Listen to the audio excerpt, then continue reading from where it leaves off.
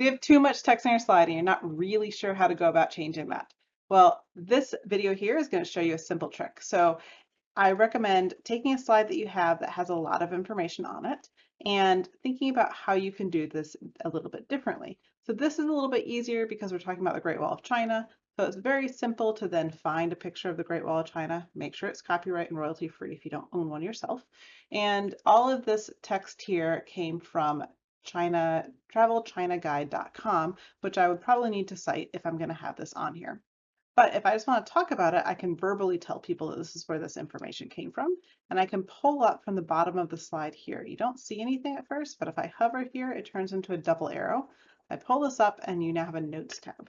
I can go ahead and just remove that text, paste it down here, and then I can change this to either a blank template so that I don't have that annoying placeholder text there that I have to delete, by right-clicking and going to layout and changing it there.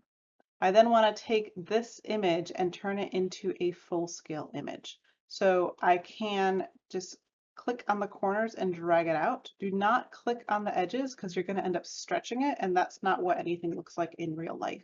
This ends up causing people to pay attention to the stretched or squished image much more than we really need them to.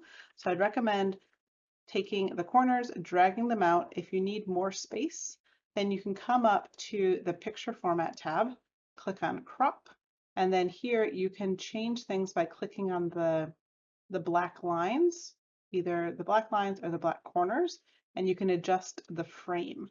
So here I'm adjusting the frame of the image, and then I can adjust the actual image inside of it by clicking on the white circles. Once again, make sure you're clicking on the corners, not the edges, because that'll allow you to stretch it. So I want to make sure that that is in the right spot. When you work with images, it's ideal to use the rule of thirds, which means that you have the top third or the bottom third having something and the right third and the left third having something. Here you can see with this image, this part of the text is roughly about a third in, and then this part of the text, this part of the image is roughly a third in with about a third using here. So this is a pretty good cropping angle. I can send this to the back if I want to include this text. You want to make sure the text is not running off the page, but instead it is feeling like it has room to breathe, as we call in design. So basically you have padding on the left and the top and the right. If you want this to not feel like it's living by itself, you can incorporate it into the image by adding some other elements. So for example, I could add a shape here and have it be a little bit of a banner.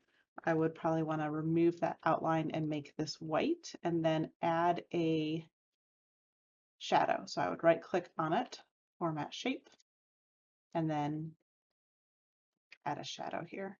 I then send this to the back, then I now have something that feels like it belongs a little bit better.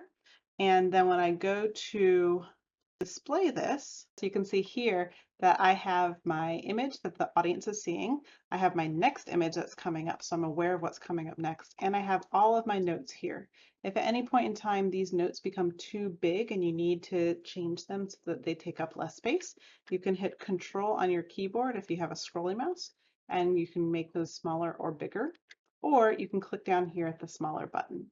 So this allows you to really reshape how you are making slides by using that notes tab.